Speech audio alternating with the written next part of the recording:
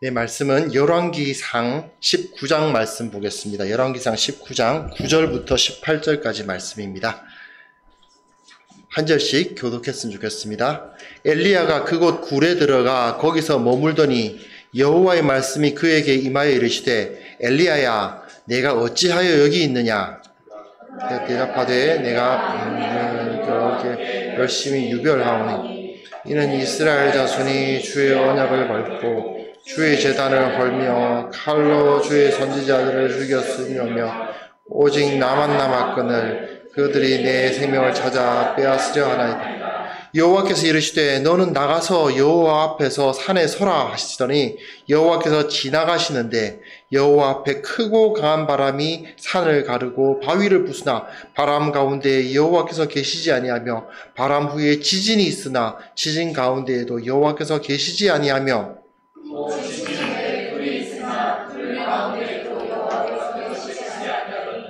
불 위에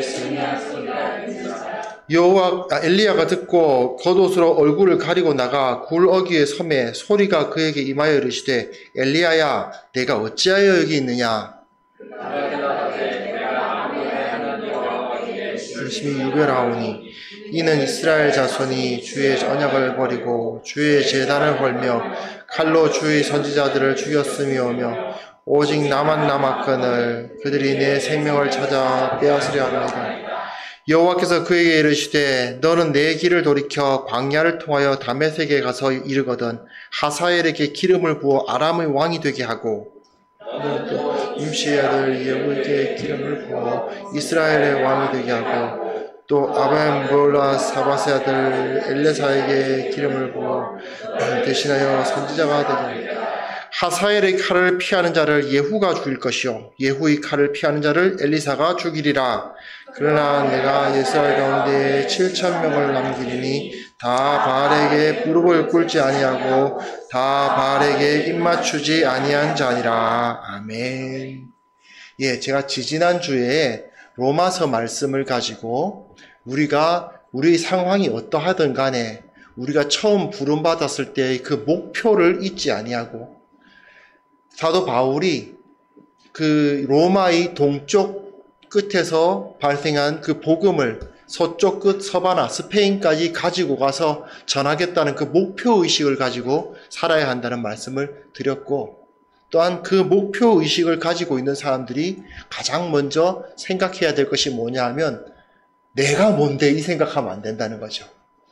나는 약한데 나 같은 사람이 뭘 한단 말인가 그런 생각을 해서는 안 된다는 것입니다. 에훗이라는 왼손잡이 사사 온니엘과는 비교할 수 없는 너무나도 약해 보이고 더러워 보이고 천해 보이는 사사를 하나님께서는 사용하셔서 그의 약함과 어떻게 보면 천대받는 그 모습을 사용하셔서 그가 천대받다가 천대 안 받게 되어서 그 사람이 하나님의 일을 한 게 아니라 천대받는 그 모습 그대로 다 사용하셔가지고 하나님의 나라를 이루시는 모습을 보았습니다. 네, 약한 자를 들어서 세상을 이기게 하시는 주님을 보았습니다. 오늘은 이제 우리가 약한 자로서 어떤 힘을 가지고 살아야 되는가를 다시 한번 생각해 보고자 하는데 너무나도 잘 아시는 엘리야를 살펴보려고 합니다. 그런데 엘리야가 가장 문제가 있어 보이는 본문, 엘리야 이야기 너무 멋진데 대단한 선지자고 사실 구약의 선지자 하면 모세와 엘리야가 두 대표거든요. 그러니까 예수님께서 변화산에서 나타나셨을 때 한쪽은 모세, 한쪽은 엘리야가 나타나지 않습니까? 모세와 엘리야, 이게 바로 구약 성경의 두 선지자라고 하면 이 두 사람 중에 한 명인 이 엘리야인데 그러나 오늘 본문에 보시면 엘리야가 온전히 깨닫지 못했던 부분이 나타나 있습니다. 정확히 말씀드리면 오늘 본문 바로 앞부분이죠. 엘리야를 보시면 많이들 아시는데 그 당시 북이스라엘의 최악의 왕 아합 왕 앞에 썩 나아가가지고 이제부터 하나님의 말씀이 임하기 전까지는 하늘에서 비가 내리지 않을 것이다. 실제로 3년 6개월 동안 사실 요즘 보시면 아시지 않습니까? 전염병 몇 개월 돌아버리니까 이 현대 시대에도 난리가 나는데 한번 생각해 보십시오. 3년 동안 비가 오지 않습니다. 그 나라는 완전히 끝장이 나는 겁니다. 지금처럼 무슨 관계 시설이 있습니까? 로마 시대처럼 그 아쿠아덕트라고 그러죠. 물 끌어오는 그런 시설이 되어 있습니까? 모두 다 비만 바라보고 있는 시절이었는데 3년 6개월 동안 비가 오지 않는다. 그것은 완전히 끝났다는 뜻입니다.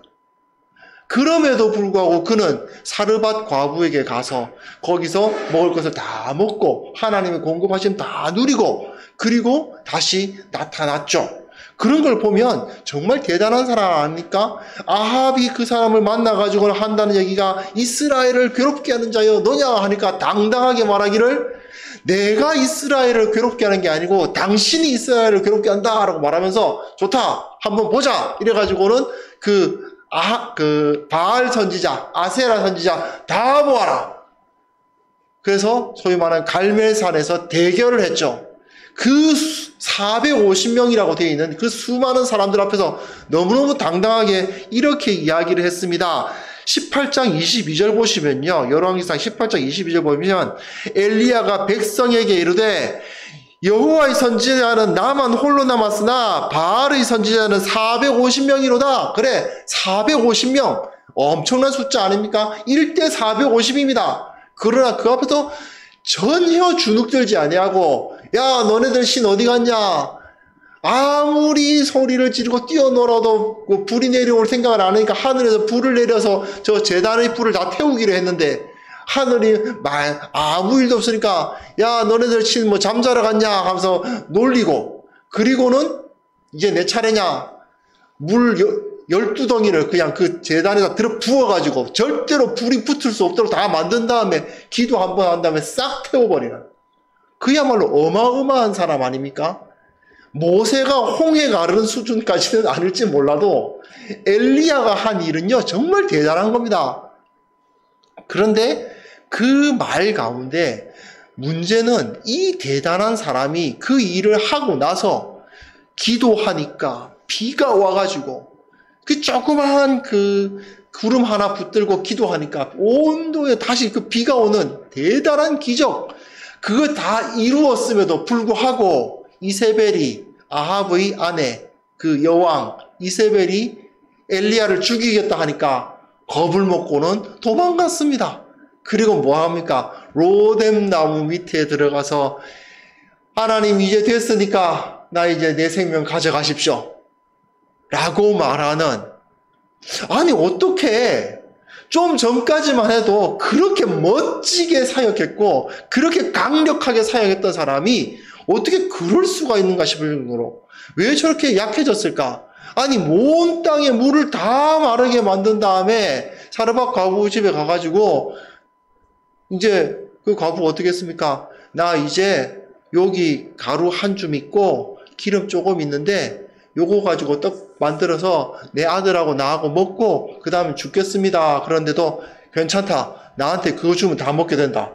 아주 뻔뻔스러울 정도까지. 근데 다 가지고 먹으니까 계속 가루가 나오고 계속 기름이 나오고 계속 물이 나오게 만드는 그야말로 모세가 만나와 메추라기로 이스라엘 먹인 거나 다름없을 정도의 힘 그 엄청난 힘을 냈던 사람이 어떻게 이렇게 연약하게 나 이제 그만할래요 라는 소리를 하게 되느냐 하는 것입니다. 여기서 우리가 한 가지 찾아봐야 될 것이 있습니다.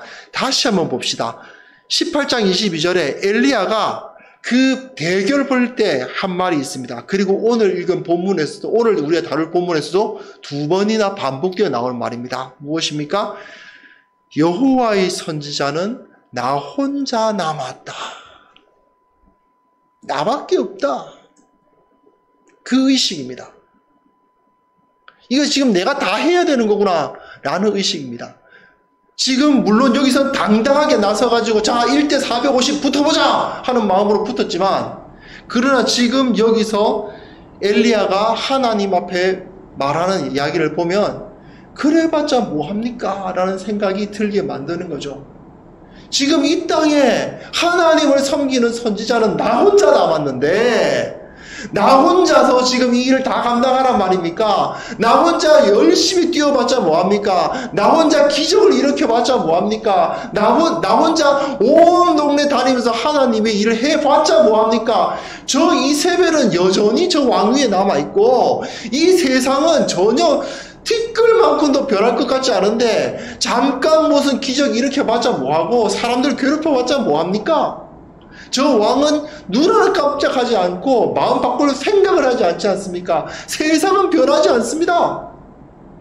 내 힘만으로는 도저히 이 일을 감당할 수가 없어요. 그 이야기를 하고 있는 겁니다. 실제로 그리스도인들이 많이 겪는 일이 바로 이런 것 아니겠습니까?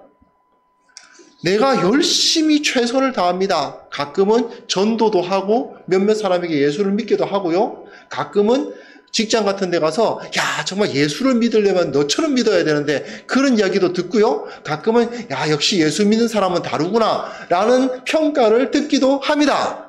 가끔은 뿌듯해지고 아 정말 하나님께서 나와 함께 하시는구나 하는 것을 체험할 때도 있습니다. 가끔은 교회에서 야 그래도 교회가 이런 일을 하니까 사회가 이렇게 튼튼하게 세워져 가는구나 하는 것을 확인하면서 하나님을 찬양하고 싶어질 때도 있습니다. 그러나 그럼에도 불구하고 별로 세상은 나아지는 것 같지 않아요. 여전히 사람들은 괴로워하고 여전히 사람들은 소망이 없고 여전히 사람들은 힘들어하고 무엇보다도 내가 힘들어요. 열심히 엄청나게 노력해가지고 나름 은혜도 받은 것 같은데 나름 무언가 하나님의 일을 한 것도 같은데 그런데 끝나고 나면 허탈해요. 어차피 나는 아무런 변화를 일으키지 못했다.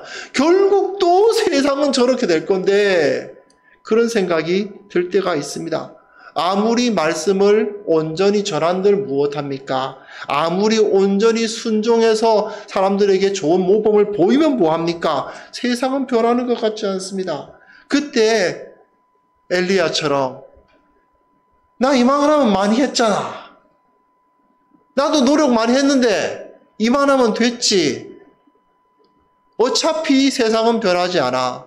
내가 뭐라고 라는 생각을 하면서 포기하게 되죠. 목표를 처음 설정을 했는데 나는 하나님의 나라를 위해서 하나님의 나라와 그 의를 위해서 살아가겠노라. 예수님 따르는 삶을 살겠노라. 나름대로 목표는 설정했고 그래 내가 이렇게 약하지만 주님께서 나를 사용하시고 나 약점까지도 하나님께서 이 모습 이대로 받으셔서 하나님의 나라를 사용해 주실 거야 라는 생각이 들고 나름대로 나름대로 사역을 감당했다 하더라도 정작 결과는 별로 눈에 보이지 않을 때 우리는 괴로워하게 되어 있습니다. 그래서 엘리야가 하나님 앞에 탄식을 하죠. 그런데 하나님은 그 엘리야를 먹이시고 일으키셔서 호렙으로 가게 하십니다. 호렙은 신의 산을 말합니다. 처음 이스라엘이 언약을 맺었던 그 신의 산으로 가게 하십니다. 혹시 지난주 설교를 기억하시는 분들은 기억하실지 모르겠는데 이 에훗이라는 사사가 그 앞에서 칼 다 준비해 갔지만 거기서 길갈을 갔던 것을 혹시 기억하십니까? 바로 그 자리에서 일을 처리하지 않고 다 사람들 보낸 이후에 길갈이라는 곳, 처음 여호수아가 그 요단강을 멈추게 하고 그 이스라엘을 강을 건너게 했던 그곳, 처음 구원의 역사가 일어났던 그 길갈로 그 사사를 이끌어 가셨던 것처럼 이제 엘리야는 호렙으로 신의 산으로 이끌어 갑니다. 그리고 거기서 하나님을 만나요. 그런데 정말 재미있습니다. 하나님을 만나는데 하나님께서 불러오셔놓고 오게 하셨거든요. 호렙으로 오게 하셨거든요. 그런데도 불구하고 9절에 보시면 다시 한번 9절 보십시다. 엘리야야 네가 어찌하여 여기 있느냐? 너 왜 여기 있니? 그 말씀을 하십니다. 자, 그런데 여기서 독특한 말이 있어요. 이게 엘리야가 가지고 있는 자의식이거든요. 10절에 내가 만군의 하나님 여호와께 열심히 유별하오니 내가 다 다른 사람들과는 다르게 정말 나 혼자서라도 어떻게든 하나님 섬기려고 노력 많이 했습니다. 다른 사람들은 나처럼 섬기는 사람이 없고 오직 하나님 섬기는 사람, 저는 나같이 최선을 다해서 섬기는 사람이 주위에 없을 정도로 열심히 했습니다. 그래서 이스라엘 자손들이 다 망하고 다 반역하고 전부 다 죄짓지만 나는 죄 안 지으려고 정말 노력했고 최선을 다해서 주님의 나라를 위해서 섬겼습니다. 그런데 나밖에 안 남았어요. 오직 나만 남았거늘 나만 남았는데 저들이 나를 죽이려고 그럽니다. 예, 그거죠. 나 최선을 다했는데 나름 성과도 낸 것 같은데 그런데도 변하는 건 없고 사람들은 나를 죽이려고 합니다. 예, 이것이 바로 엘리야의 자의식입니다. 이게 한 번 더 나오죠. 14절에 보십시오. 14절에 똑같은 이야기가 한 번 더 나옵니다. 왜요? 이 사람이 계속해서 자기 상황이 이렇다고 생각하고 있는 겁니다. 450명이랑 맞붙을 때 승리감에 도취해 있었던 것이 아닌 걸 알 수 있습니다. 그 사람도, 엘리야도 나름 힘들었던 거예요. 나름 그 사역하느라고 힘들었어요. 그렇지 않겠습니까? 세례 시내에 가가지고 까마귀가 물어주는 거 그거 뭐 받아먹고 있고 말이죠. 이방인들이 동네인 그 사르밧 과부에게 가가지고 그거 먹고 있고 말이죠. 그 땅이 3년 6개월 동안 가뭄이 드는데 엘리야라고 편했겠습니까? 그죠? 엘리야도 힘들었던 겁니다. 주위에서 죽어가는 사람들 볼 때 엘리야라고 마음이 편했겠습니까? 그리고 450명이 그러고 있는데 그 상황에서 엘리야라고 마음이 기뻤겠습니까? 그렇지 않은 겁니다. 그래도 내가 주님 위해서 최선 다했습니다. 나 주님 섬기려고 노력했습니다. 근데 소용없네요. 저 사람들은 나 죽이려고 하네요. 그 얘기입니다. 그랬을 때 하나님께서 말씀을 하시는데 11절에 보십시오. 11절 보시면 너는 나가서 여호와 앞에서 산에 서라. 하나님의 산, 그 언약의 산에 서라. 지난주에 에훗이 길갈의 그 돌덩어리 위에 앞에 섰듯이 이 사람도 그 언약의 산 앞에 섭니다. 그런데 하나님께서 아주 독특한 모습을 보십니다. 크고 강한 바람이 산을 가르고 바위를 부수고 지진이 나타나죠. 바람 위에 지진이 나타나죠. 예, 이거는 율법에 보시면 하나님께서 임재하실 때 주로 나타나는 거예요. 큰 소리와 번쩍번쩍하는 빛과 연기와 구름과 이런 큰 자연현상, 놀라운 기적적인 자연현상을 주로 하나님의 임재를 나타내는 상징적 모습들 아닙니까? 그런데 그 상징적 모습이 짠 나타났으니까 하나님의 영광이 임하시나 보다 하고 들여다봤는데 하나님이 안 계세요. 거기에 하나님이 안 계십니다. 어떻게 된 일이지? 12절에 마찬가지 지진 후에 불, 이것도 다 마찬가지죠. 하나님의 영광을 나타내는 표현들인데 13절에 12절 끝에 보시면 불 후에 세미한 소리가 있습니다. 조그마한 소리가 있습니다. 하나님께서 당연히 율법에서는 구름과 번개와 우박과 지진과 불과 번쩍번쩍하는 소리와 사람을 두렵게 만드는 여러 가지 현상으로 나타나셨던 그 하나님이 여기서는 조그마한 소리로 엘리야에게 임하십니다.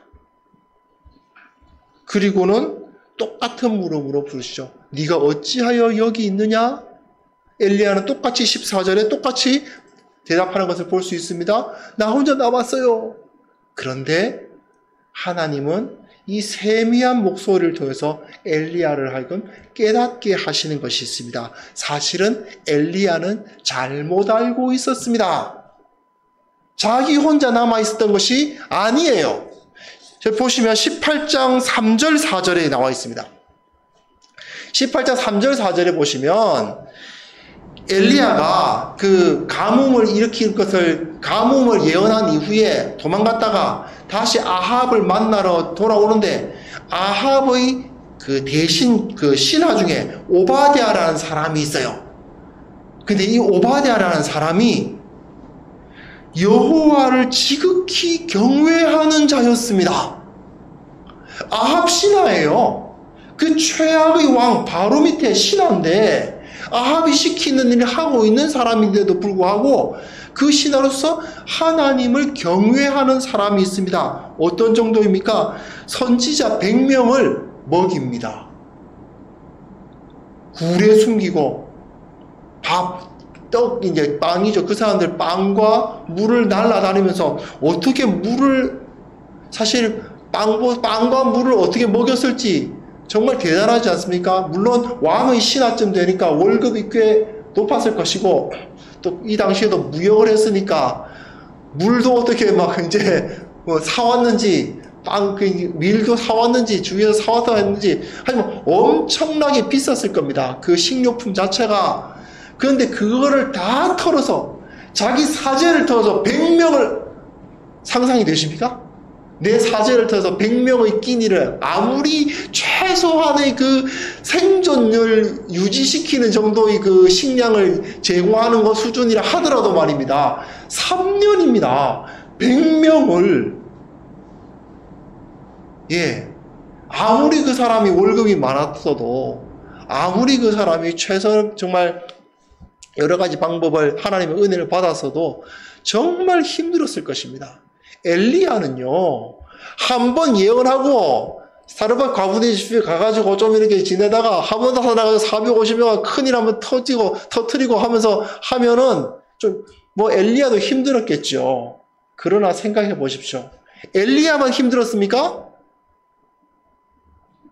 오바댜는 유명한 사람도 아니고요. 자기가 지금 이 일을 한다는 거 들키면은 정말 끝장나는 거고요. 죽는 거 아닙니까?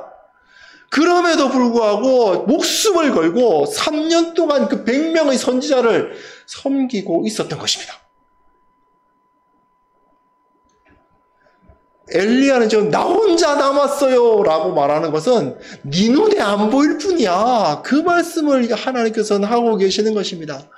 네 눈에는 안 보일지 모르지만 수많은 사람들이 오바댜와 같은 사람이 그리고 그 오바댜에 의해서 100명의 선지자가 지금 살아있지 않느냐라는 것을 보여주시는 것이죠. 지금 엘리야가 잘못 알고 있다는 것을 보여주기 시작하세요. 그래서 하나님께서 쓸데없는 소리 하지 말고 네 사명을 다해라. 그 얘기를 하시면서 15절 보십시오. 뭐라고 말씀하시냐면 내 길을 돌이켜 광야를 통하여 다메섹에 가서 이르거든 하사엘에게 기름을 부어 아람의 왕이 되게 하고 님시의 아들 예후에게 기름을 부어 이스라엘의 왕이 되게 하고 아벨 몰라 사밧의 아들 엘리사에게 기름을 부어 너를 대신하여 선지자가 되게 하라.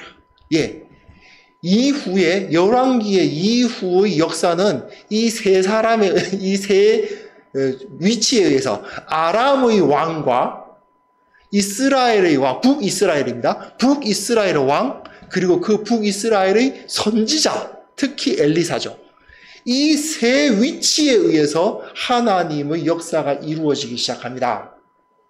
그 이후의 이야기를 읽어보면 계속 이 셋이 서로 간에 마치 삼국지처럼 서로 간에 영향력을 주고받아요.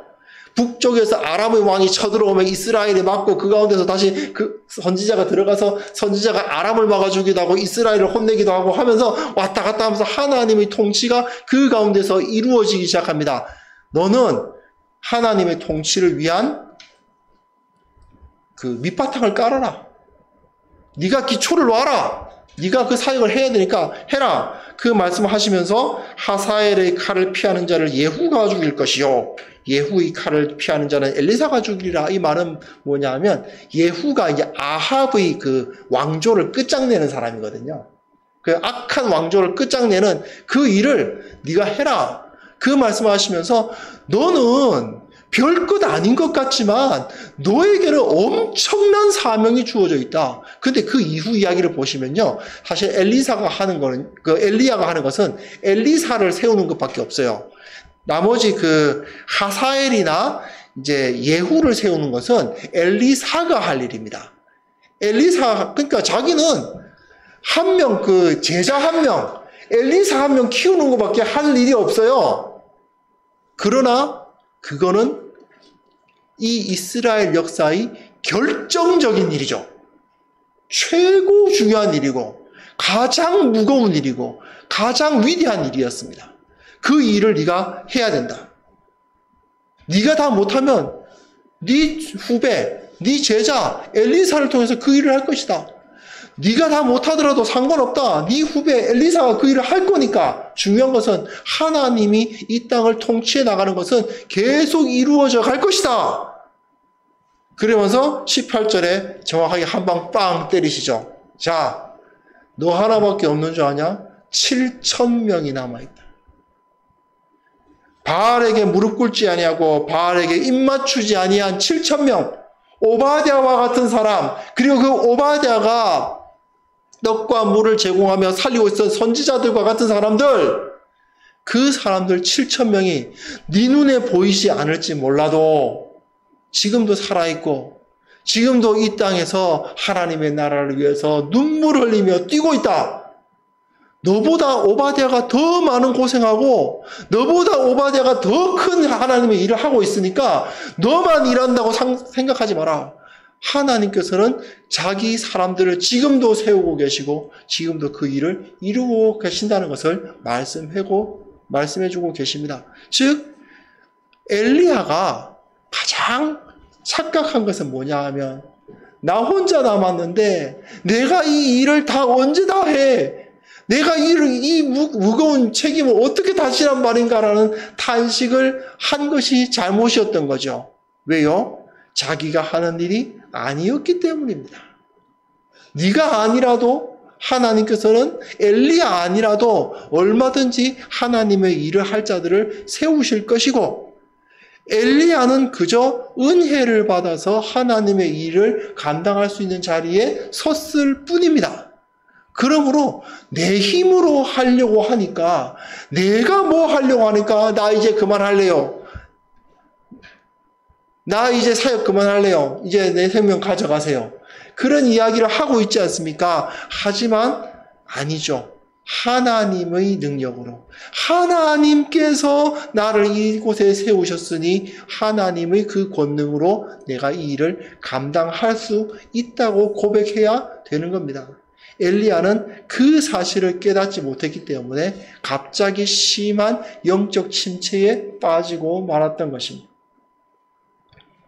예, 말씀드렸다시피 우리가 교회의 개혁, 하나님의 나라, 예수님 따라 사는 삶, 정말 예수님의 향기를 드러내면서 살자, 정말 주님의 온전한 신앙인으로서 살자, 여러 가지 목표를 가지고 살아갈 수 있는데 잘 안 되는 것 같이 보일 때가 있습니다. 나름 큰일 했는데 그런데도 불구하고 아무 답이 없는 것일 때가 없어 보일 때가 있습니다. 큰 행사를 한번 일으켜도 봤고 많은 사람을 가르쳐도 봤고 여러 사람들에게 사용되는 어떤 문구를 만들기도 했고 수많은 사람들에게 도전받았다 뭐 하는 일도 봤고 여러 가지 했지만 그러나 변하는 건 없는 것 같은 느낌.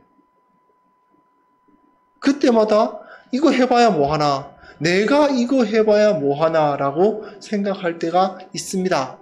하지만 사실은 건방진 생각인 거죠.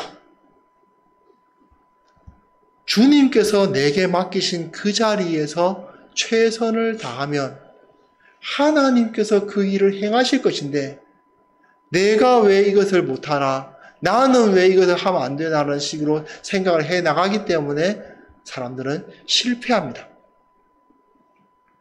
하나님께 내 일을 맡기고 의뢰하면 주님께서 이루어 주실 것입니다. 주님께서 행해 주실 것입니다. 그렇기 때문에 엘리야는 이제 그 다음엔 별로 하는 게 없어요. 그냥 산에 올라가가지고 기도하고 있다가 왕이 바뀌었대. 근데 왕이 뭐 자기가 떨어져가지고 병 들었는데 어떻게 나을지 안 나을지 다른 이방신 우상신에게 좀 물어봐 달라고 이렇게 신하들을 보내니까 그래? 그 소리 듣고는 사람 보내가지고 이스라엘에 하나님이 없어서 네가 감히 저 이방신에게 묻느냐? 너가 거기서 살아나오지 못하리라. 그 말 한번 했을 뿐이에요. 뭐 돌아다니는 것도 없고, 뭐 물 튀고 물 푸고 하는 것도 없어요. 그냥 가만 앉아가지고 말만 해요. 그래서 덜에다가 엘리사 불러다가 엘리사 한 명 키우고 엘리사랑 돌아다니면서 그거밖에 하는 거 없어요. 그러다가 이제 병거 타고 하늘로 올라갔어요. 하는 거 없어요. 하지만 그는 엄청난 일을 한 것입니다. 그가 한 일은 실제로 예수님 옆에 모세와 엘리야가 되는 그 정도로 위대한 일을 그의 손에 의해서 이루어졌습니다. 우리도 마찬가지입니다. 내 눈에는 대단해 보이지 않을 수 있어요. 큰 바람, 지진, 불, 소리 이런 데서 하나님이 계시지 않고 세미한 목소리에 하나님이 계실 때가 있습니다. 나는 왜 이렇게 작은 일을 하는가? 나는 왜 이렇게 작은 교회를 섬기는가? 내 말을 듣는 사람들은 왜 이렇게 숫자가 적은가? 나의 영향력은 왜 이렇게 작은가?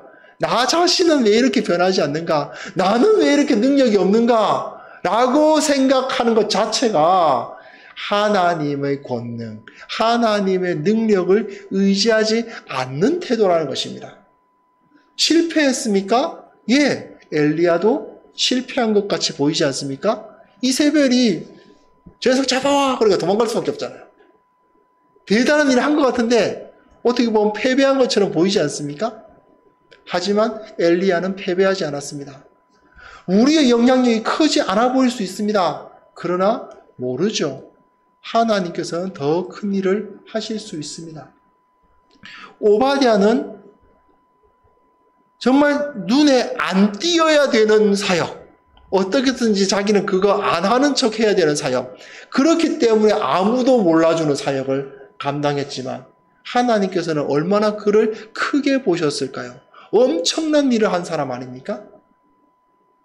그가 과연 하나님 앞에 어떤 지위와 어떤 인정을 받았을지 우리는 전혀 알 수 없지만 분명 하나님께서는 크게 기뻐하는 하나님의 사람으로 인정하셨을 것입니다. 우리가 어떤 위치에서 어떤 모습으로 사역을 하든 하나님께서 나를 사용하셔서 나를 이끄시고 내 눈에 성공처럼 보이지 않는다 하더라도 내 눈에 차지 않는다 하더라도 내가 다 하지 못했다고 생각하더라도 어쩌면 바울은 서바낙 스페인까지 못 갔을 수도 있습니다.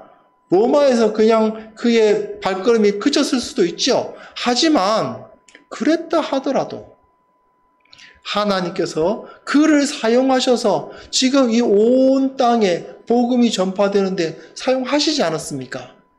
예, 우리도 그 사실을 믿어야 합니다.